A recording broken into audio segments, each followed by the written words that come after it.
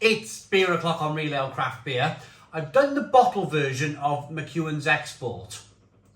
I thought it was okay, didn't mind it too much at all. But since I reviewed it about 3 or 4 years ago, everything from McEwan's, or certainly McEwan's Export for that matter, has made its way over to a can. So I thought to myself, what can possibly be different between the bottle and the can? I seem to remember it being a pretty decent, stable kind of session ale. And that's, I mean, you can buy this now in a 4-pack or a 6-pack, so that's been proven the case. It's 4.5%, comes in a 4 or a 6-pack. And it's there to kind of session a few. So, without further ado, let's get it open into a glass, see what we get. This is McEwan's Export in a can. A little bit of smoke on the can opening, beer in the glass.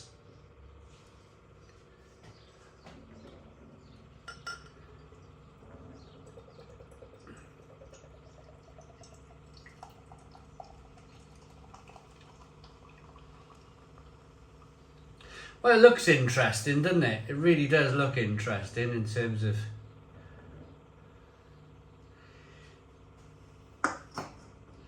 what you're getting. It's a 2 to 3 finger, slightly off-white head. It's looking like a red ale. I seem to remember it always looking like a red ale though, a deep kind of mahogany / dark amber red ale. Good levels of carbonation, but the glass does have a widget on the bottom. Dare I say it, there's, I mean, is that just condensation, or can I call it, I don't think it's hazy. It's just the deep dark malt that's making it look hazy. Let's get the aroma.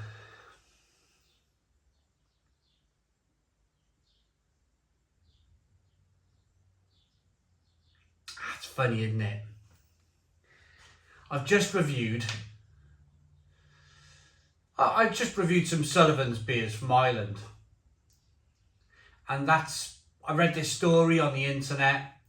They were brewing back in 1702, and everybody loved their beer in Kilkenny. And I got to be honest with you, the beer is really decent. It's got a really good malt quality to it. Now, McEwan's is also a big name in brewing, a much bigger name than Sullivan's, but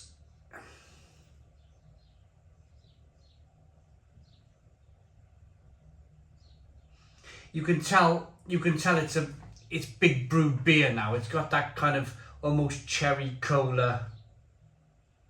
I always find when a brewery gets to a certain size, when they become a mass scale brewery, of course they have to find a way of producing beer at cost, at price, en mass produced, to be able to sell it cheaply. And I find that with these beers you get a certain cherry cola aroma to it.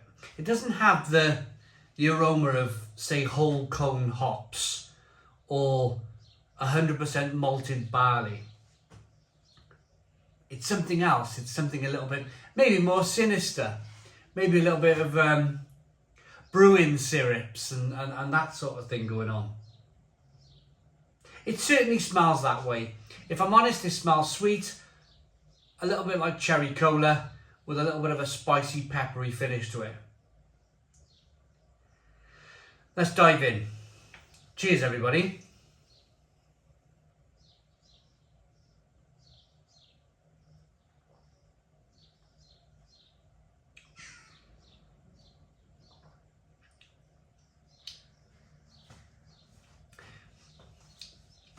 Wow.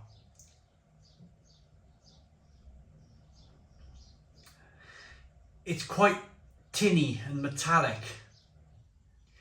It's really strange. It's really strange because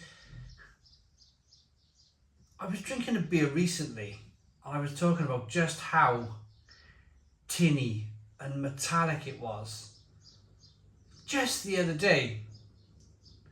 But it's got this same big brewed export bitter, some call it premium ale, or some breweries choose to call it premium ale. McEwan's have called it export, which is the Scottish version of kind of strong.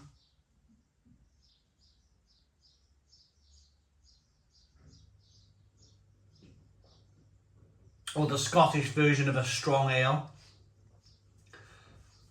But it starts off by being sweet. A cherry cola sweetness to begin with. Not much in the way of really good, decent malts. There's an astringent bitterness on the back end, like somebody's dropped a load of copper pennies in the bottom of the glass.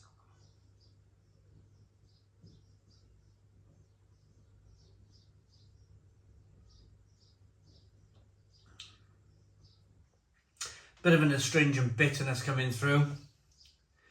It doesn't have the best mouthfeel. It's a little bit thin and watery.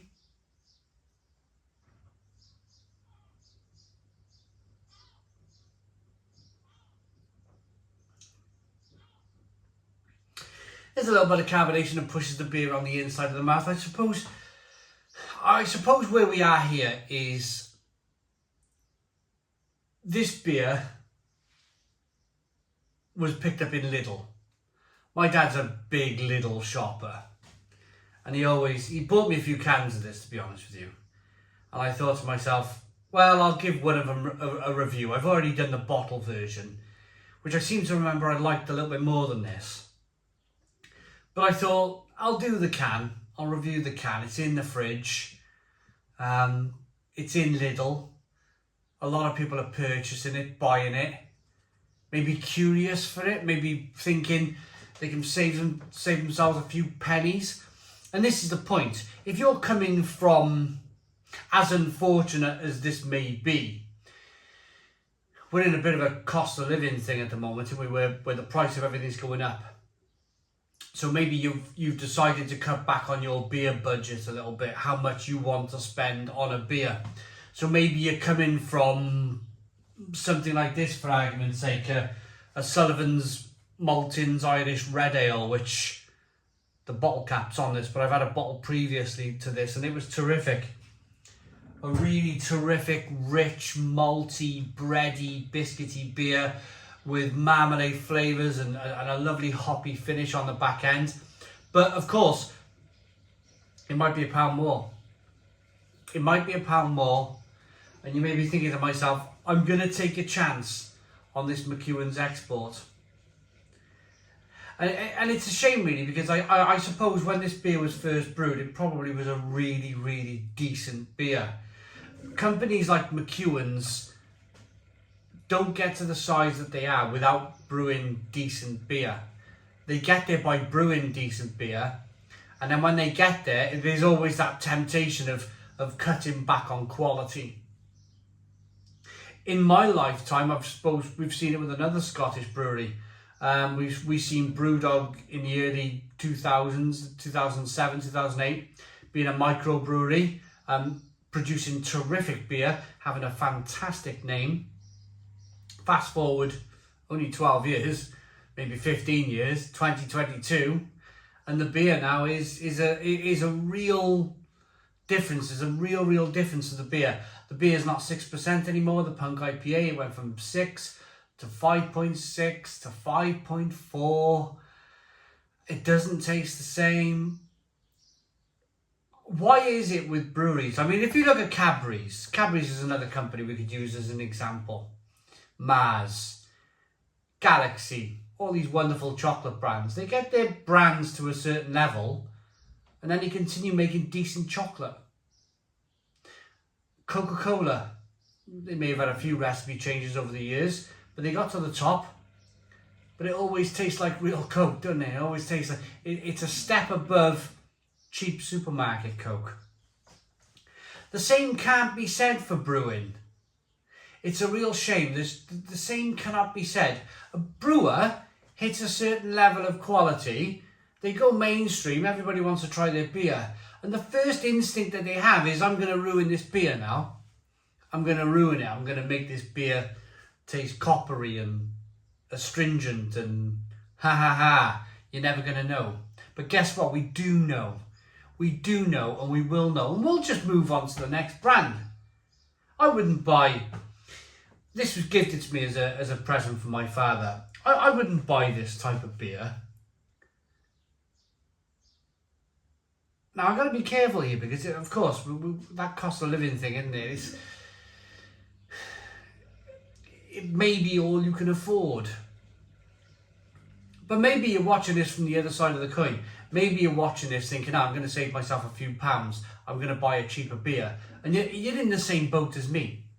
Maybe you're looking at this video going, you know, I hate this beer too.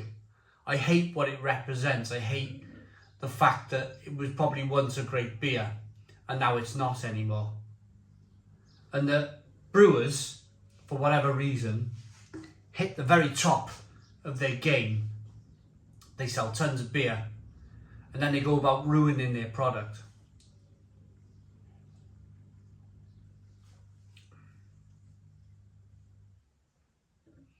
It's a real shame. It's a real shame. One more thing before I go. Export style of beer was a big German thing. The export brewers of Germany were huge. And almost under their feet, companies like Kronbacher come along and produce Pilsners that completely changed German brewing. I know this is not German export beer, but at the same time, it shares the same name.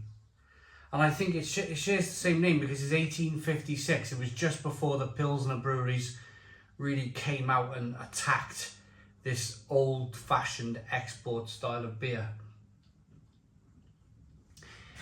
Nice lacing on the glass. Nice-ish look to the beer. Not the worst aroma I've had. But tinny, metallic, astringent. A little bit thin. They're calling it full-bodied. It's not full-bodied. It's a shame. I mean, if companies like this carry on, I reckon... Will we see McEwan's in 30 years' time? Will they still be a company in 30 years' time if they carry on down the road of producing beers like this? Of course, they're now owned by Marston's, so be interesting to see if Marston's are still around in 30 years' time. Let's wait and see. I'll say no more on that note. But anyway... Rating for this beer is poor. It really is poor. It's no more than a 4 out of 10. 4 out of 10 from Real Ale Craft Beer. Please put your comments in the comments box. Subscribe to our daily beer and food reviews. Give us a big fat thumbs up. Boom. Cheers.